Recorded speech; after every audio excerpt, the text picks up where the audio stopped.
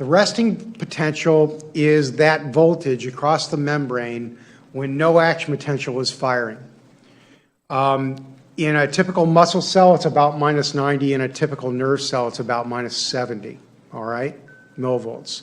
And what that means is that that membrane voltage is the voltage inside the cell relative to the voltage outside the cell. So if a voltage is negative, let's say at negative 70, that means there's more negative charge inside and more positive charge outside.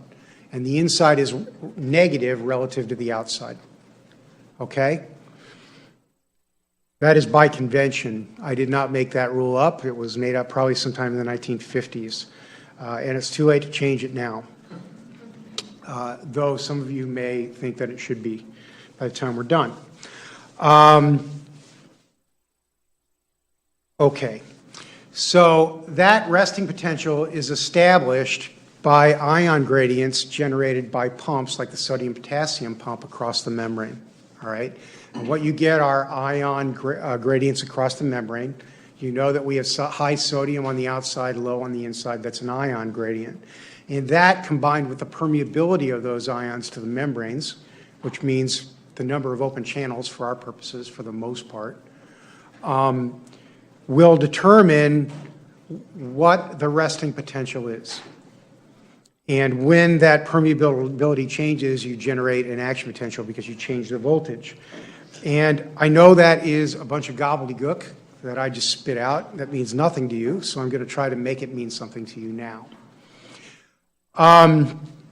This is what's called a cell concentration model.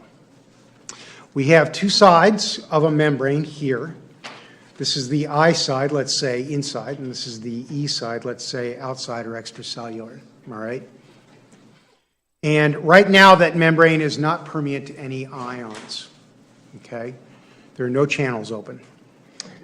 So now, let's open some channels, but only potassium channels. So now this membrane is only permeant to potassium, not chloride. Okay. Well, there is a gradient for potassium across that membrane. It's high on the I side, low on the E side. So we all know that through the process of diffusion, potassium is going to go from high concentration to low concentration, and it's going to move from I to E. Now, here's the trick.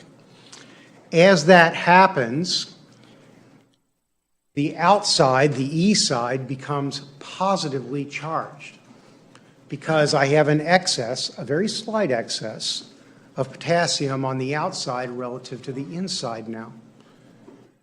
And I also have an excess of chloride inside relative to the outside now. I mean, it's not balanced either. So what we have is a voltage setup such that we're positive on the outside, negative on the inside. We would say that that's a negative voltage across that membrane.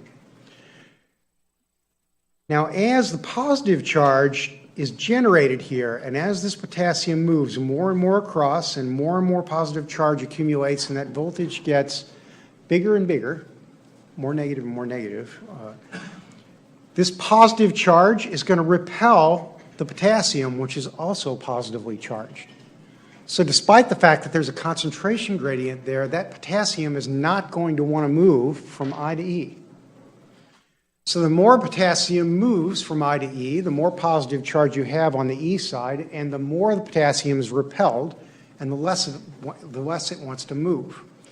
And eventually you get to the point where there's so much positive charge on the outside that potassium won't move anymore, despite the fact that that concentration gradient is still there. We've moved, let's say, 0.0001% of them or something, all right?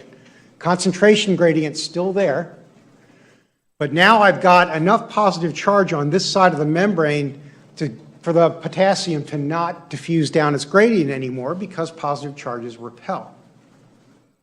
Okay. So what that means is I've generated a voltage across this membrane by simply having a potassium concentration gradient across it, and by opening up some potassium channels and increasing the permeability to potassium. Okay? And that's how voltages are generated. See the potassium, less and less of it wants to move, and eventually it stops.